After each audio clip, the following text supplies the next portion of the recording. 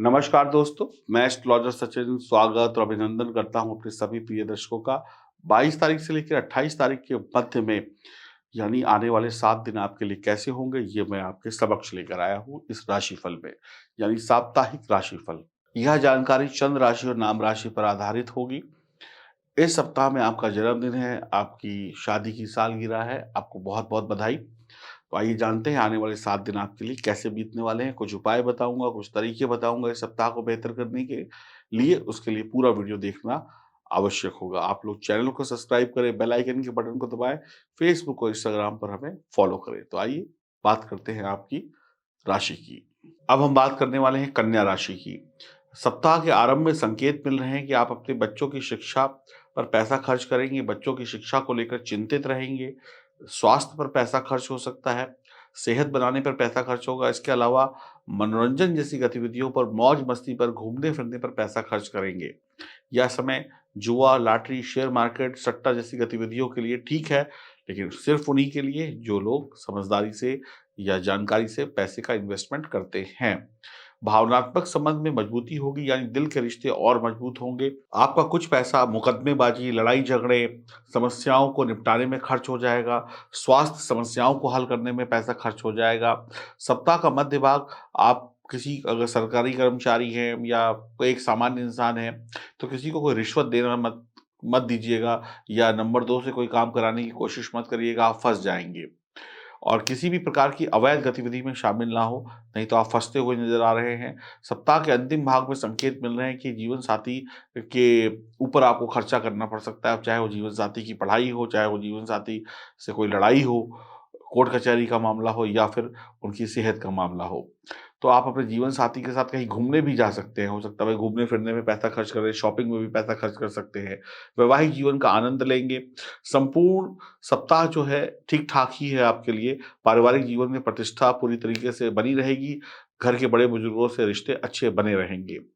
24-25 तारीख को आप बहुत कुछ पाना चाहेंगे, लेकिन बहुत कुछ नहीं पा पाएँगे, लेकिन फिर भी बहुत कुछ पा लेंगे। कुछ छूटेगा, लेकिन बहुत कुछ फिर भी मिलेगा। आपके मन मस्तिष्क में बहुत सारे द्वंद चलेंगे, ये भी कर लूँ, वो भी कर लूँ, ये भी ले लूँ, वो भी ले लूँ, इसमें थोड़े से कन्फ्यूज़ रहेंगे। परिवार में वालों के साथ अच्छा समय बिताएँगे। 26 तारीख को आप अध्यात्म से जुड़ जाएँगे। माता-पिता से आपके रिश्ते अच्छे होंगे, उनका आशीर्वाद मिलेगा। समय मिला-जुला है, अच्छे फल देने वाला है। समाज में आप अपनी पहचान बनाने में कामयाब रहेंगे। खर्चे थोड़े से बढ़े रहेंगे, लेकिन फिर भी आर्थिक स्थिति सुधरी रहेगी। 27 तारीख को समय ठीक नहीं है। आप स्वयं में थोड़ा-सा क्या कहते हैं, शारीरिक कष्ट महसूस कर सकते हैं। आपकी किसी से आप लड़ाई हो सकती है, किसी प्रियजन से जुदाई हो सकती है, प्यार के रिश्तों में तकरार हो सकती है या थोड़ी-सी गरमा-गर्मी हो सकती है। गलत रिश्तों या गलत संगति में पड़कर भी आप परेशान हो सकते हैं। विपरीत लिंग से परेशानी के संकेत दिख रहे हैं। पैसे आते-आते रुक सकते हैं, पैसों में अवरोध लग सकता है, कोई कष्ट हो सकता है, खर्चे बढ़ सकते हैं। 28 तारीख को समय आपके पक्ष में आ जाएगा। जो भी पाना चाहते हैं, वो कम प्रयासों में मिल जाएगा। स्वयं को सौभाग्यशाली समझेंगे। 22 जनवरी 2023 को कन्या राशि वालों के लिए बात की जाए तो विद्या में पूर्ण सफलता पाने के लिए श्रेष्ठ है। नौकरी करने वाले लोग अपना कार्य पूर्ण आत्मविश्वास के साथ करेंगे। स्वास्थ्य अच्छा रहेगा, आपके मन में प्रसन्नता और उत्साह बना रहेगा। किसी पारिवारिक या सामाजिक उत्सव में भाग ले सकते हैं। व्यापार में उन्नति के उद्देश्य से किसी लंबी यात्रा पर जा सकते हैं। खिलाड़ियों के लिए समय अच्छा है, खेल-कूद में आप अच्छा प्रदर्शन करेंगे। 23 जनवरी 2023 की बात करें, विद्यार्थी अध्ययन में रुचि लेंगे। प्रेमी युगल जोड़ों के लिए दिन सौभाग्य का है। व्यापारियों का व्यापार बढ़ेगा। आप नौकरी में हैं तो आपका दिन सामान्य से बहुत बढ़िया रहेगा। आपको सट्टेबाज़ी, शेयर मार्केट में सोच समझ कर पैसा लगा सकते हैं। दिल के रिश्ते जो हैं वो मजबूत होंगे। आपका स्वास्थ्य ठीक रहेगा और शरीर में ताकत बनी रहेगी। काम-काज करने में कन्या राशि वाले घबराएँगे नहीं। 24 जनवरी 2023 की बात करें तो आज का दिन विद्या में सफलता प्राप्ति के लिए अच्छा है। नौकरी करने वाले लोग अपना कार्य पूर्ण आत्मविश्वास के साथ करेंगे। आपका स्वास्थ्य अच्छा रहेगा, मन में प्रसन्नता और उत्साह बना रहेगा। किसी पारिवारिक या सामाजिक उत्सव में भाग लेंगे। व्यापारी लोग व्यापार में उन्नति के उद्देश्य से किसी लंबी यात्रा पर जा सकते हैं। खिलाड़ियों के लिए समय अच्छा है, खेल-कूद में आप मान-सम्मान पदक जीतेंगे। 25 जनवरी 2023 की बात करें, आज आपका स्वास्थ्य ढीला रह सकता है, शारीरिक कष्ट हो सकते हैं, छुपे हुए शत्रुओं से सावधान रहिएगा, अपने मन की बात किसी को मत बताइएगा, अपने मन की रणनीति किसी को मत बताइएगा, आप धोखा खा सकते हैं। जहाँ तक संभव हो किसी को भी कुछ उधार दे नहीं, किसी को कुछ उधार ले नहीं, परीक्षा प्रतियोगिता में आप फेल हो सकते हैं या बहुत संघर्ष के बाद आपको सफलता मिलेगी। अनावश्यक वाद-विवाद से बचें, विपक्षी लोग, शत्रु लोग आपको परेशान कर सकते हैं, विदेश संबंधी कोई अशुभ समाचार मिल सकता है। 26 जनवरी 2023 की बात करें तो आज का दिन जीवन साथी का साथ और सहयोग प्राप्त करने के लिए अच्छा है। आपकी पढ़ाई-लिखाई बहुत अच्छी होगी, थोड़ा रोमांटिक मूड में होंगे। आप व्यापार में कोई नया साझेदार ढूँढ सकते हैं। यह समय जमा पूँजी बढ़ाने के लिए बहुत अच्छा रहेगा। सट्टेबाजी में धन का निवेश सोच समझ कर करिएगा। स्वास्थ्य सामान्य रहेगा। खाने-पीने के मामले में सावधान रहें। रोज़ाना नियमित व्यायाम करते रहें। किसी महिला को ना सताएँ और महिलाओं से अच्छा व्यवहार रखें। 27 जनवरी 2023 की बात करें, अविवाहित लोगों को विवाह के प्रस्ताव प्राप्त होंगे, प्रेमी-प्रेमिका को एक-दूसरे से मिलने का अवसर प्राप्त होगा, व्यापार बहुत अच्छा आपका चलने वाला है, कोर्ट कचहरी के मामले में शुभ परिणाम मिलेंगे, जीवन साथी से संबंध अच्छा रहेगा, ससुराल पक्ष से धन प्राप्ति के योग हैं, आपके बच्चे साहसी होंगे, विद्यार्थियों को बहुत अच्छे परिणाम मिलेंगे और आपके जो प्रयास है उनमें सफलता मिलेगी, स्वास्थ्य को लेकर चिंता बनी रहेगी। 28 जनवरी की बात करें, कन्या राशि वालों के लिए वाहन चलाते समय, सड़क पर चलते समय सावधानी रखें, सतर्कता रखें। कोई भी छोटी-सी गलती आप पर भारी पड़ सकती है। धन का निवेश करना शुभ नहीं रहेगा। जीवन साथी से तालमेल बनाए रखें, अनावश्यक वाद-विवाद से बचें, अनावश्यक लोगों से बहसबाजी ना करें, गुप्त शत्रुओं से बचें और बुरी आदतों से बचें। किसी अशुभ समाचार के मिलने से निराशा हो सकती है। प्रेम संबंध में आज का दिन सामान्य रहेगा। तो कुल मिलाकर देखा जाए तो कन्या राशि वालों के लिए ये सप्ताह 65% शुभ परिणाम दे रहा है। 6 नंबर लकी रहेगा।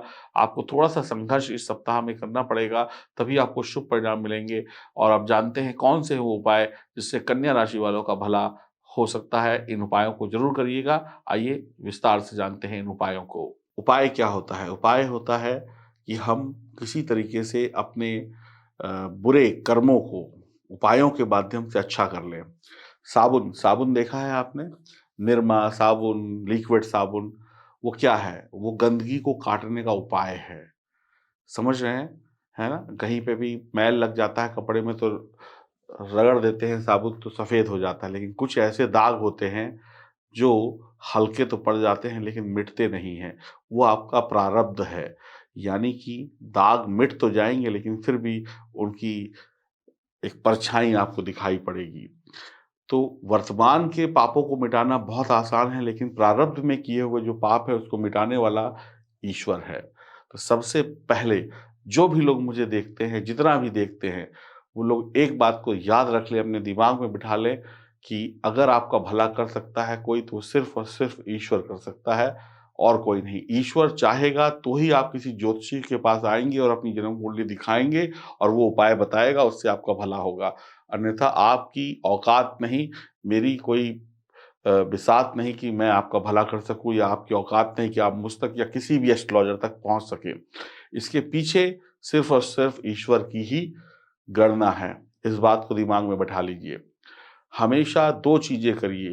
पहली चीज़, जो रोज़ आपसे जाने-अनजाने बुरे कर्म हो रहे हैं, छोटे-बड़े, उसकी प्रायश्चित करने के लिए ईश्वर से रोज़ माफ़ी माँगिए, पहली चीज़, ताकि वो बुरे कर्मों में ना बदलें। दूसरी चीज़, आज को अच्छा रखने के लिए भगवान के नाम का जाप करें, स्मरण करें। आप राधा रानी के नाम का स्मरण करें, आप हनुमान जी के नाम का स्मरण करें, आप श्री राम के नाम का स्मरण करें, आप शंकर जी के नाम का स्मरण करें, ठीक है?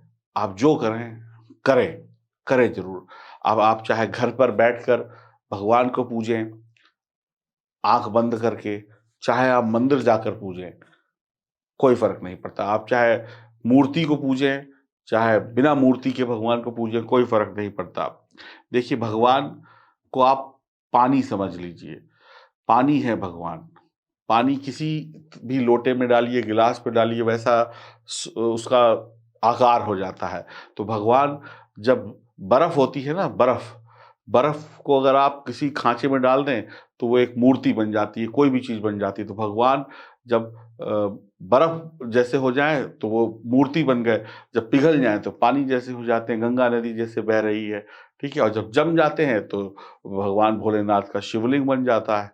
तो भगवान मूर्ति भी आप पूज सकते हैं और बिना मूर्ति के भी भगवान को पूज सकते हैं, क्योंकि दोनों एक ही चीज़ है। पानी से ही बर्फ़ है, बर्फ़ से ही पानी है। इस बात को भी समझ लें। कुछ लोग कहते हैं कि मूर्ति पूजा करें कि ना करें, ठीक है ना? दोनों एक ही चीज़ है, कोई फ़र्क नहीं पड़ता। बर्फ़ और पानी को समझ लीजिए, ठीक है? तो भगवान अमरनाथ जाते हैं तो वहाँ पर क्या होता है, भगवान का शिवलिंग है, वो बर्फ़ से बनता है और जो बर्फ़ पिघल जाती है तो शिवलिंग खत्म हो जाता है, लेकिन पूजा तो तब भी भगवान की होती है। तो इस बात को समझें। और जिस भी भगवान की पूजा करें, जो भी भगवान हो, उससे सिर्फ़ 2 ही चीज़ माँगे कि जो मुझसे जाने-अनजाने गलतियाँ हुई हैं, उसके लिए मुझे माफ़ी दो, प्रायश्चित करवाओ और मैं आगे कोई गलती ना करूँ, इसके लिए मुझ में शक्ति दो और अपनी भक्ति दो। जब तक आप ये नहीं कर पाएँगे, तब तक आप एक तरफ अच्छे कर्म करते जाइए, दूसरी तरफ बुरे कर्म करते जाइए, तो भाई कैसे तराजू बैठेगा? तो करना तो पड़ेगा। बाकी ज्योतिष का काम सिर्फ़ एक ही है, आपको सही मार्ग दिखाना। और ज्योतिष के मार्ग पे वही व्यक्ति चल सकता है, जो ईश्वर में विश्वास रखता है, क्योंकि ईश्वर जब चाहेगा, तभी आपको किसी अच्छे ज्योतिषी से मिलवाएगा और आपके जो बुरे कर्म हैं, उनको खत्म कराने के लिए कोई जोशी उपाय बताएगा। तो करने वाला सब कुछ ईश्वर है। आपके करने से अगर कुछ होता आपके करने से अगर कुछ होता तो आप अब तक कर चुके होते, किसी से पूछते नहीं। आपके करने से कुछ नहीं होता है, इसीलिए आप ईश्वर में विश्वास रखते हैं। आप ऐसा भी स कह सकते हैं। तो आपके कहने से या करने से कुछ नहीं होता। अभी सोच लीजिए आप। आप एक बार आपको अगर यकीन ना हो तो आप अभी सोच लीजिए कि कल आप अमेरिका में जाके सबको हिला देंगे, अमेरिका हिला देंगे। सोच लीजिए, या आप अमेरिका छोड़िए, आप अ, घर के बाहर जो गली के बाहर जो कुत्ता होता है ना, आप अगर उसके बारे में भी कुछ सोच लें कि मैं इसको ये करा दूँगा, तो आप वो भी नहीं करा पाएँगे।